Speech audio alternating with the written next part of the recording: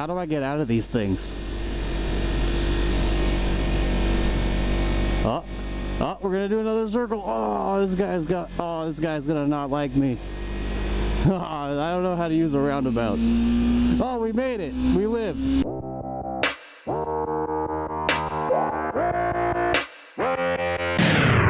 Hey, Moto Sinners, it's your favorite American moto vlogger, MotoCynical again. Okay, I know I'm not anybody's favorite, but I could really use a win today, so let's just pretend, okay? You pretend I'm your favorite American moto vlogger, and I'll pretend I believe you. I might not have to cry myself to sleep tonight. Let's get serious, though.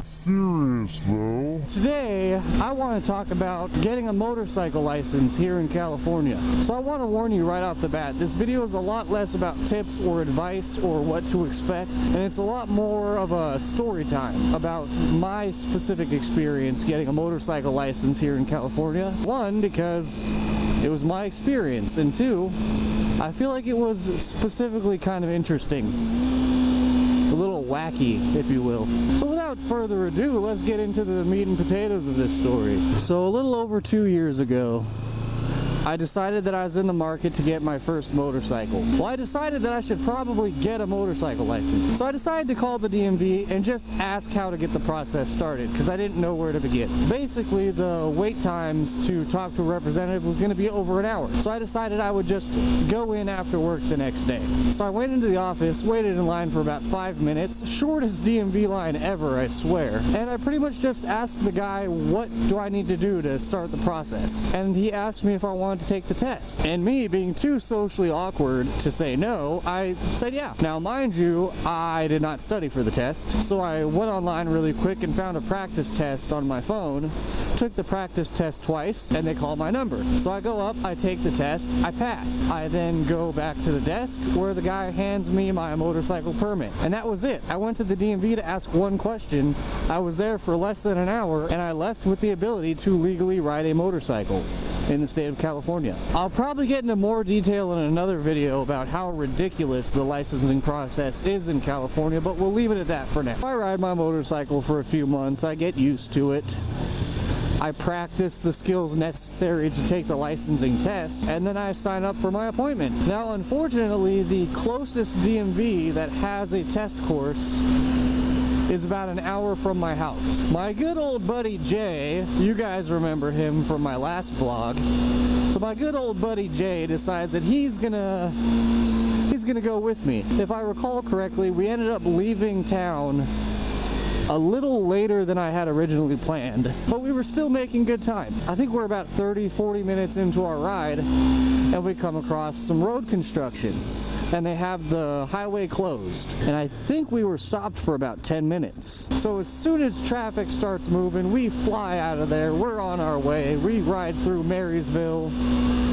We're on our way to Yuba City. We pull into Yuba City and we approach the first stoplight. We lane split at the first stoplight, and right when we get to the front of traffic, Jay's bike dies and won't start, and we're already running late. So the light turns green, traffic starts to move, and Jay's bike won't start.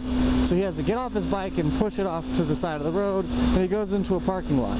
I have to ride with traffic up to the next turn. I turn around, I find Jay, and he yells at me, "Go to your appointment!" So I turn around and I start flying to the DMV. So I leave my friend behind, hoping he'll be fine, which he was. I make it to the DMV just in time. I wait in line for about 5 to 10 minutes, only to be told that I have to go to a different line on the other side of the building. So I go over there, wait for about 5 minutes, no employees at the window, nothing, and eventually this family shows up, and they walk up to the window, and an employee approaches them and starts to help them first. So then I have to wait for them to finish.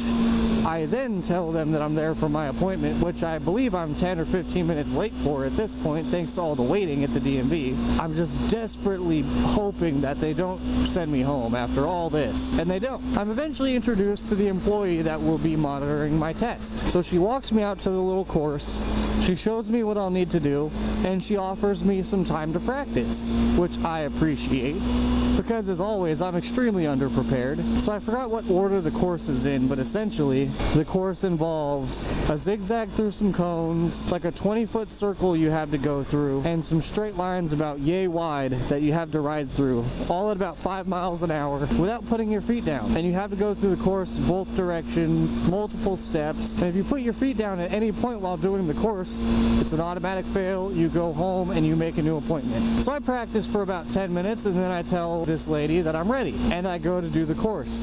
And on my first run through the course, I put my foot down. I failed. It's time to go home. But it's not, because the lady then walks over and she's like, so that was your last practice run, right? And I was like, really? She's like, yes. I'm like, awesome, thank you. So I go do the course again, and needless to say, I pass with flying colors. I do a great job. So I now have my motorcycle license. I am a licensed motorcyclist. I am a real biker, if you will. So Jay is on his way home in a tow truck. I am a licensed motorcyclist, and everything is right in the world. So I begin the ride back home. At one point on the ride home, I was following far too closely behind a truck, just in time for it to run over a piece of wood, I think it was like a 2x4 or something, which then launches into the air and barely misses my head. I'm sure it was many feet away from my head, but it felt like it practically touched me. It was so close. In the heat of the moment, it felt so close, I practically died. So that experience alone taught me far more about being a motorcyclist than the DMV ever did. Long story short, I try not to ride people's anymore. So I eventually catch up to a flatbed tow truck with a black Honda sport bike on the back, and I think to myself, that kind of looks like Jay's bike. I flew past that tow truck, hoping it was my buddy Jay, only to find out when I got home that it really was. Well gosh, now that I say the story out loud, I guess it's shorter and less interesting than I originally thought. But whatever, we're already at the end. I'm already recording and you're already listening. So other than that, everybody, you know the drill. Be sure to check out MotoCynical.com to stay up to date and to read my blogs. Check out my Teespring, link in the description. Smash that like button, like, subscribe, follow me on social media, do whatever you can to fuel my extremely weak, extremely fragile ego. And other than that, everybody, ride safe, ride cynical, and have a great day. Bye-bye.